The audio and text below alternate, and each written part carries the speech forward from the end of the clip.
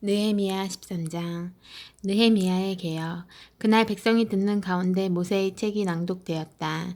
거기 기록된 내용을 보니 암몬 사람이나 모압 사람은 하나님의 회중에 들지 못하게 되어 있었다. 일찍이 그들은 먹을 것과 마실 것으로 이스라엘 백성을 환영하지 않았기 때문이다. 그들은 이스라엘을 저주하여 방해하려고 발람을 고용하기까지 했으나 하나님께서 그 저주를 복으로 바꾸셨다. 계시의 낭독을 들은 백성은 이스라엘에서 모든 외국인을 몰아냈다. 이 일이 있기 얼마 전에 제사장 엘리야십이 하나님의 성전 창고를 책임지고 있었다.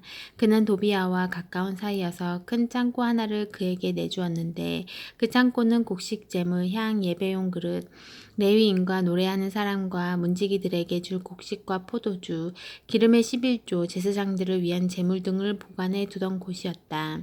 이 일이 있을 때 나는 예루살렘에 없었다. 바빌론 왕 아닥사스다 32년에 나는 왕께 돌아가 거기서 머물렀다. 나중에 왕의 승낙을 구하고 다시 돌아왔다. 나는 예루살렘에 도착해서야 엘리야십이 하나님의 성전뜰에 있는 방을 도비아에게 내어준 악한 일을 알게 되었다. 나는 화를 참을 수 없어 그 방에 있던 모든 것, 곧 도비아의 물건을 길 바깥으로 내던졌다. 그리고 그 방을 깨끗하게 치우도록 명령했다. 그러고 나서야 하나님의 성전 예배용 그릇을 곡식 제물과 향과 함께 다시 그 방에 들여다 놓게 했다. 또한 나는 레위인들이 정기적으로 배당되는 양식을 받지 못하고 있음을 알게 되었다. 그래서 예배를 인도하던 레위인과 노래하는 사람들이 모두 성전을 떠나 각자의 농지로 돌아가게 되었다. 나는 관리들을 꾸짖었다. 하나님의 성전이 왜 버려졌소?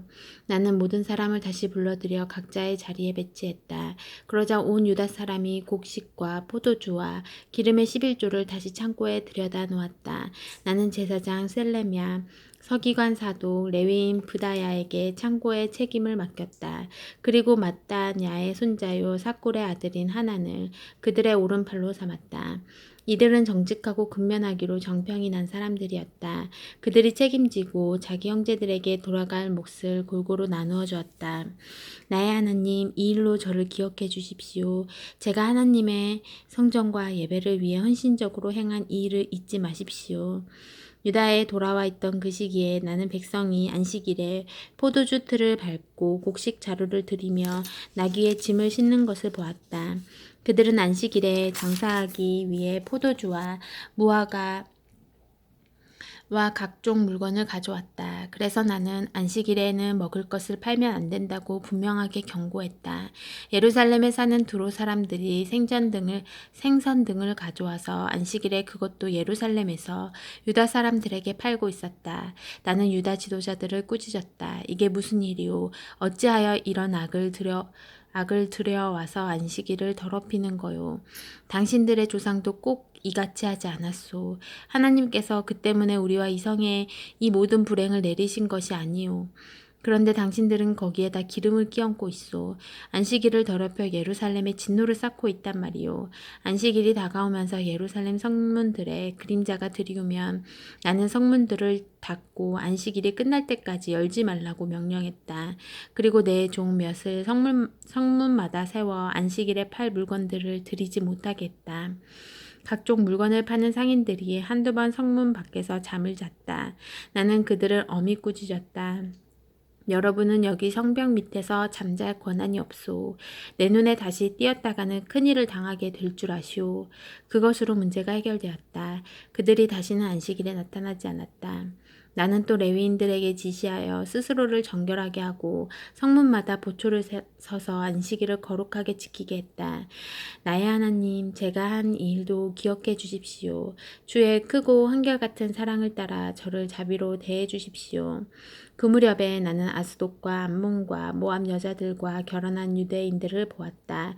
그 사이에서 태어난 자녀들 가운데 절반은 유다 말을 할 줄 몰랐다.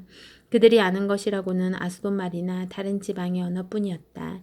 그래서 나는 그 남자들을 꾸짖어 크게 나무랐다. 그 가운데 몇 명을 때리고 머리털을 잡아당기기까지 했다. 그런 다음 나는 그들을 불러 하나님께 맹세하게 했다. 당신들의 딸을 외국인의 아들에게 시집 보내지 말고 그들의 딸을 당신들의 아들과 결혼시키지 마시오. 당신들 자신도 그들과 결혼하지 마시오. 이스라엘 왕 솔로몬이 바로 이런 여자들 때문에 죄를 짓지 않았소. 비록 그와 같은 왕이 없었고 하나님께서 그를 사랑하셔서 온 이스라엘의 왕으로 삼으셨지만 그는 외국 여자들 때문에 파멸하고 말았소. 외국인 아내와 결혼하여 이렇듯 큰 악을 저지르고 하나님을 거역하는데 이것을 어찌 순종이라 할 수 있겠소. 대제사장 엘리야십의 손자요 요아다의 아들인 하나는 호론 사람 산발랏의 사위였다. 나는 그를 내 앞에서 쫓아냈다. 나의 하나님, 저들을 잊지 마십시오. 저들은 제사장직을 더럽히고 제사장과 레위인들의 언약을 저버렸습니다. 나는 외국인의 모든 부정한 것으로부터 그들을 깨끗게 했다. 나는 제사장과 레위인들이 할 일의 순서를 정하여 각자 맡은 일을 하게 했다. 또 때를 정해 주어 제단에서 쓸 장작을 규칙적으로 공급하고 첫 열매를 바치도록 했다. 나의 하나님, 저를 기억하시고 복을 내려 주십시오. 에스더 1장. 이것은 아하수에로 왕 때에 있었던 일이다. 아하수에로는 인도에서 에티오피아에 이르기까지 모두 127개 지방을 다스린 왕이다. 아하수에로 왕은 수사 공전 왕자에서 다스렸다. 다스린 지 3년째 되던 해에 그는 모든 관리와 대신들을 위해 연회를 베풀었다. 페르시아와 메대의 군 고위 지휘관, 각 지방의 관원과 총독들이 그 자리에 참석했다. 6달 동안 왕은 제국의 어마어마한 부와 눈부시게 찬란한 왕의 위엄을 과시했다.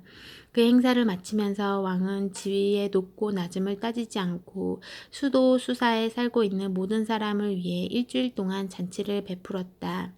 잔치는 왕의 여름 별궁 정원뜰에서 열렸다. 뜰에는 흰색과 파란색의 무명 커튼을 들이왔는데 자주색 세마포 줄로 대리석 기둥의 은고리에 매달아 정성 들여 장식했다. 화반석, 백석, 운모석, 색색의 돌을 깐 모자이크 바닥 위에는 은과 금 의자들이 놓였다. 술은 금잔에 대접했는데 잔마다 모양이 모두 달랐다. 왕의 인심이 후한지라 왕이 내리는 술은 흘러넘쳤다. 왕의 지시가 따로 있었으므로 손님들은 마시고 싶은 만큼 마셨고 술 심부름꾼들이 옆에서 계속 잔을 채워주었다. 한편 왕비 아스디는 아하수에로 왕의 왕궁에서 여자들을 위해 따로 잔치를 베풀었다. 잔치 7일째 되던 날 술에 한껏 취한 왕은 자기 종인 7넷이 무후만, 비스다, 하르보나, 빅다, 아박다, 세달, 가르가스에게 명령하여 화려한 관을 쓴 왕비 아스디를 데려오게 했다. 왕비의 미모가 뛰어났으므로 왕은 손님과 관리들에게 왕비의 아름다움을 과시하고자 했다. 그러나 왕비 아스디는 내시들이 전한 명령을 거절하고 오지 않았다. 왕은 몹시 화가 났다.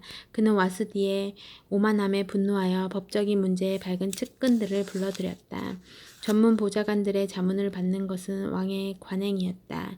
왕과 가장 가까운 사람들은 가르스나 세달, 아드마다, 다시스, 메레스, 마르스나, 무무간으로 페르시아와 메대의 최고위 7대신이자 왕에게 영향력을 행사하는 최측근들이었다. 왕은 자신의 부름을 거절한 왕비 와스디를 법적으로 어떻게 처리할 수 있는지 그들에게 물었다. 왕과 대신들의 회의에서 무무간이 말했다. 와스디 왕비는 왕만 모욕한 것이 아닙니다. 아하수에로 왕께서 다스리시는 모든 지방의 지도자와 백성 할 것 없이 우리 모두를 모욕했습니다. 이제 이런 말이 나돌 것입니다. 최근에 와스디 왕비 소식 들었나? 아하수에로 왕이 왕비를 자기 앞에 나오게 명령했는데도 왕비가 가지 않았다지 뭔가. 여자들이 그 말을 들으면 그때부터 남편을 우습게 할 것입니다. 페르시아와 메대 관리의 아내들이 왕비의 오만함을 듣는 그날로부터 그들도 오만방자하게 될 것입니다. 자기 본분을 모르고 날뛰는 성난 여자들의 나라, 그것이 우리가 바라는 나라인지요. 그러니 왕께서 동의하신다면 와스디 왕비를 아하수에로 왕 앞에서 영영 추방하는 왕령을 내리시고 그것을 철회하지 못하도록 페르시아와 메대의 법에 기록하십시오. 그리고 왕비의 지위는 자기 본분을 아는 여자에게 주십시오. 왕의 판결이 이 광대한 온 나라에 알려지면 사회적 지위와 관계없이 모든 여자가 자기 남편을 마땅히 존중할 것입니다. 그의 말은 왕과 대신들의 마음에 쏙 들었다. 왕은 무무간의 권위대로 시행했다. 왕은 각 지방의 문자와 각 민족의 언어로 모든 지방에 공문을 보냈다. 남자가 자기 집을 주관해야 하며 무엇이든 그의 말대로 해야 한다. 2장 그 후에 아하수에로의 왕의 분노가 가라앉아 와스디가 행한 일과 자신이 그녀에게 내린 명령을 다시 생각하고 있을 때 왕의 젊은 수행원들이 끼어들어 이야기를 꺼냈다. 왕을 모실 어여쁜 젊은 처녀들을 찾아보게 하십시오.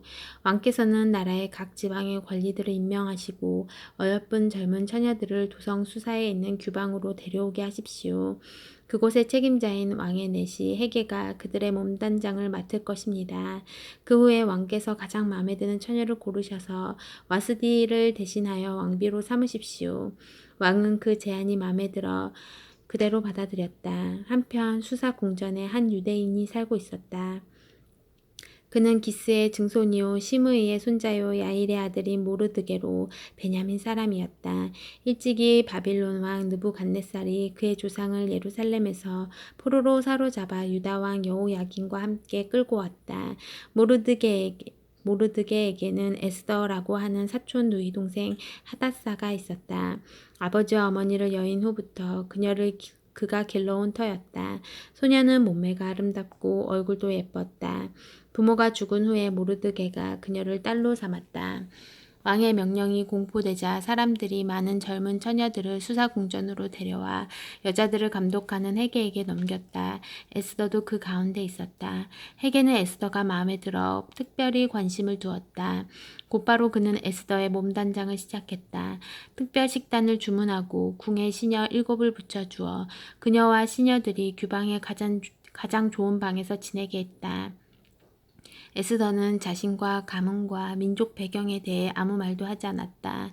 모르드게가 말하지 말라고 일러두었기 때문이다. 모르드게는 에스더가 어떻게 지내는지 무엇을 하고 있는지 소식을 듣고자 날마다 규방뜰 옆을 거닐었다.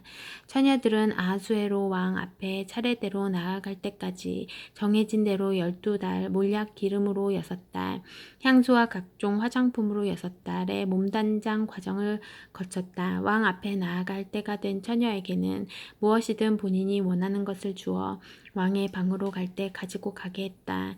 그들은 저녁 때 왕의 방에 갔다가 아침에 사하스가스가 감독하는 별궁으로 돌아왔는데 그는 후궁들을 관리하는 왕의 넷이었다. 왕이 특별히 마음에 들어 하여 이름을 불러 찾지 않는 한 그들은 다시 왕 앞에 나아가지 못했다. 에스더는 왕 앞에 나아갈 차례가 되자 에스더는 모르드게 삼촌 아비하일의 딸이었으나 모르드게가 자기 딸로 삼았다. 규방을 관리하는 왕의 내시 헤게가 권한 것 말고는 아무것도 구하지 않았다. 그 모습 그대로 에스더는 보는 이들의 찬탄을 자아냈다. 그녀는 아하수에로 왕이 다스린 지 7년째 되는 해 10째 달 곧 데벳월에 왕이 있는 왕궁으로 불려 들어갔다. 왕은 에스더를 보고 한눈에 반했다. 어떤 궁녀, 어떤 처녀보다도 그녀가 마음에 들었다. 그녀에게 완전히 매료되었다. 그는 에스더의 머리에 관을 씌우고 와스디를 대신하여 왕비로 삼았다. 그리고 모든 귀족과 관리들을 위해 큰 연회를 베풀었다. 에스더의 연회였다.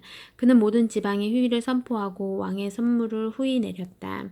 이후 처녀들이 다시 한번 소집되었는데 모르드게가 왕의 문에서 일을 맡아보고 있었다. 그때까지 에스더는 모르드게가 말한 대로 자신의 가문 배경과 민족에 대해 입을 다물고 있었다. 에스더는 모르드게 밑에서 자라면서 그의 말에 늘 순종했고 지금도 마찬가지였다. 그날 모르드게가 왕의 문에서 일을 맡아보고 있는데 입구를 지키는 왕의 두 넷이 빅다나와 데레스가 원한을 품고 아하수에로 왕을 죽일 계략을 꾸미고 있었다. 그러나 모르드게가 그 음모를 알아채고 왕비 에스더에게 그 사실을 알렸고 에스더는 그것을 모르드게에게 들었다고 하면서 아하수에로 왕에게 알렸다.